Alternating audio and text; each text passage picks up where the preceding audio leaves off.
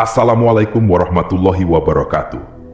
Sahabat yang dirahmati Allah, semoga sahabat selalu dalam keadaan sehat walafiat, diberikan rezeki yang melimpah, serta diberikan umur panjang dalam keberkahan Allah Subhanahu wa Ta'ala.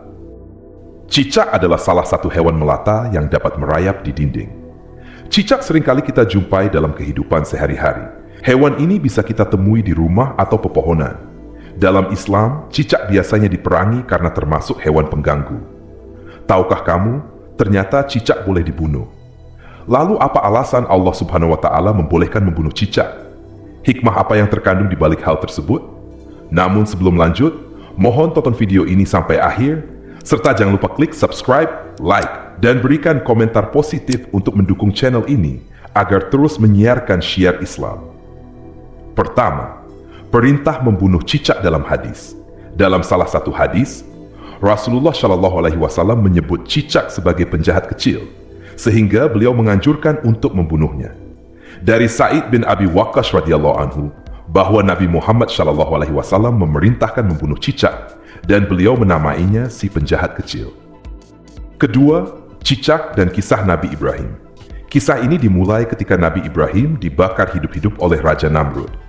Diceritakan bahwa pada saat itu ada dua hewan yang berperan dalam kejadian tersebut, yaitu semut dan cicak. Semut dengan susah payah memadamkan api dengan membawa air di mulutnya. Ketika seekor burung berkata bahwa air itu tidak akan memadamkan api yang besar, semut menjawab, "Air ini tidak akan memadamkan api itu, tapi paling tidak semua akan melihat bahwa aku di pihak yang mana." Cicak di sisi lain, meniup api yang dibuat oleh Namrud agar semakin membesar.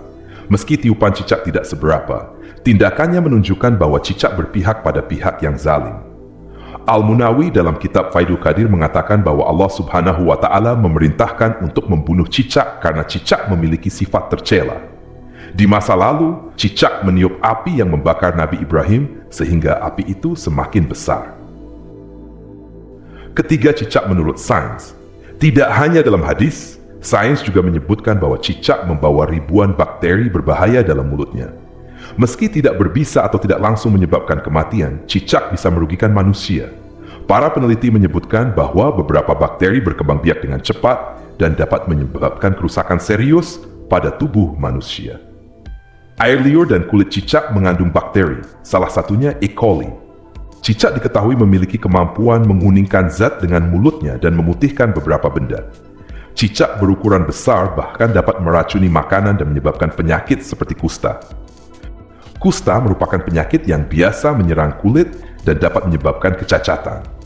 Badruddin Al-Aini dalam kitab Umdatul Qari menjelaskan bahwa cicak dapat menyebabkan penyakit tersebut.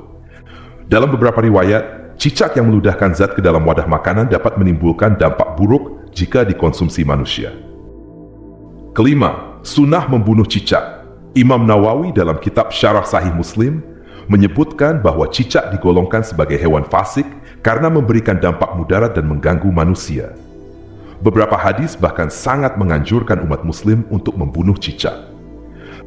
Diriwayatkan dari Saibah, seorang maula atau bekas budak Al-Faqih bin Al-Mughirah, bahwa dirinya menemui Aisyah radhiyallahu anha dan melihat ada tombak tergeletak di rumahnya. Ia pun bertanya kepada Aisyah, "Wahai Ummul Mukminin, apa yang engkau lakukan dengan tombak ini?" Aisyah menjawab, "Kami menggunakannya untuk membunuh cicak." Karena Rasulullah Shallallahu Alaihi Wasallam memberitahu kami bahwa ketika Ibrahim alaihissalam dilemparkan ke dalam api, semua binatang di atas bumi berusaha memadamkan kobaran api kecuali cicak. Ia justru meniup-niupkan api itu supaya berkobar semakin besar. Maka Rasulullah pun memerintahkan untuk membunuhnya. Hadis riwayat Ibnu Majah, Ibnu Hibban dalam syahihnya. Syekh Syuaib menyatakan bahwa sanadnya syahih. Membunuh cicak adalah sunnah, yaitu perbuatan yang tidak wajib tetapi mendatangkan kebaikan jika dilakukan. Rasulullah Shallallahu Alaihi Wasallam menjelaskan pahala yang akan didapatkan bagi siapa saja yang membunuh cicak. Barang siapa yang membunuh seekor cicak dengan satu pukulan, dicatat baginya 100 kebaikan. Dalam 2 pukulan, pahalanya kurang dari itu, dan dalam 3 pukulan, pahalanya juga kurang dari itu. Selain itu, Aisyah radhiyallahu anha meriwayatkan bahwa Rasulullah Shallallahu Alaihi Wasallam bersabda, Barang siapa yang membunuh cicak, maka Allah akan menghapus 7 kesalahan atasnya. Imam An-Nawawi dalam kitab Al-Minhaj Muslim menjelaskan bahwa anjuran membunuh cicak karena hewan ini dapat menularkan penyakit. Membunuh cicak dengan cepat, misalnya dengan 1 pukulan, akan lebih baik karena semakin cepat dibunuh, semakin kecil risiko penyebaran penyakit. Oleh karena itu, apabila cicak yang ada di sekitar kita membahayakan manusia atau meracuni makanan, maka membunuhnya dibolehkan dan dianjurkan. Keberadaan makhluk yang tampaknya berbahaya mengajarkan kita untuk lebih waspada, menghargai kesehatan, dan memahami bahwa segala sesuatu memiliki peran yang telah ditetapkan oleh Allah. Allah menciptakan cicak bukan hanya untuk dibunuh, tetapi sebagai bagian dari ekosistem dan ujian bagi manusia.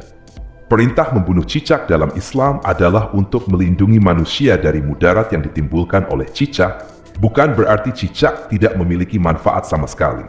Sebagai hamba Allah, kita dianjurkan untuk tunduk kepada perintahnya dengan penuh keimanan.